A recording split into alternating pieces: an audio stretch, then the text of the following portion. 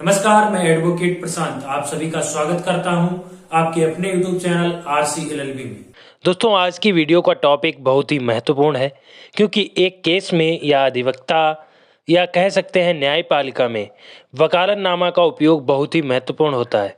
तो साथियों, आज की वीडियो में हम सभी जानेंगे कि वकालतनामा क्या होता है और किसी भी केस में वकालतनामे का क्या योगदान होता है या फिर किसी केस में वकालतनामा जरूरी होता है। आज इस वीडियो में वकालतनामा से संबंधित सभी बिंदुओं को समझेंगे, इसलिए बने रहिए वीडियो के अंत तक। साथियों, वकालतनामा क्या है और इसका कार्य क्या है, इसे सबसे पहले और विस्तार से समझ लेते हैं। देखिए, CPC यानी कि सिविल प्रोसीजर कोड आदेश 3 के नियम 4 में अधिवक्ता यानी कि वकील की नियुक्ति की व्यवस्था बताई गई है।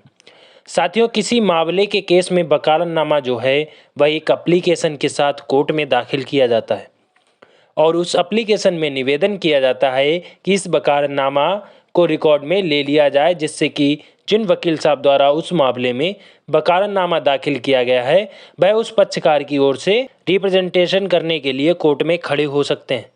देखिए, वकालतनामा जो है वह वैलिड डॉक्यूमेंट होता है। साथियों, एक वकील को वकालतनामा के माध्यम से वह सभी कदमों को उठाने का अधिकार होता है जो कानूनन पैरवी पक्षकार चाहता है।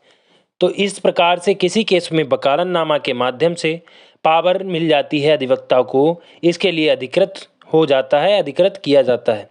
साथियों, एक स्थिति में सरकारी वकील यानी कि जो सरकारी की ओर से अधिवक्ता आते हैं उनके लिए जरूरी नहीं है सर्वप्रथम वकालतनामा दाखिल करें। वह वकालतनामा को फाइल किए बिना भी उस केस में अपनी उपस्थिति दिखाकर केस लड़ सकते हैं, यानी कि पैरवी कर सकते हैं। साथियों, यह प्रश्न भी आता है कि वकालतनामा कब तक मान्य रहता है, यानी कि जो उसकी लिमिट है वह क्या है। दोस्तों, यदि किसी केस में कोई वकालतनामा लगता है वह तब तक मान्य रहेगा जब तक उस केस में स्वयं वकील साहब या पक्षकार लिखित रूप से उसे समाप्त नहीं करा देते। साथियों, एक स्थिति में जब केस समाप्त हो जाए तब भी वकालतनामा जो है वह समाप्त हो जाता है, यानी कि केस का निर्णय आ जाए। इसके साथ ही वकील साहब या सभी पक्षकारों की मृत्यु हो जाए तो उस दशा में जो है वकालतनामा समाप्त हो जाता है। साथियों, वकालतनामा से जुड़े प्रमुख बिंदुओं के बारे में आज के वीडियो में स्पष्ट रूप से समझा।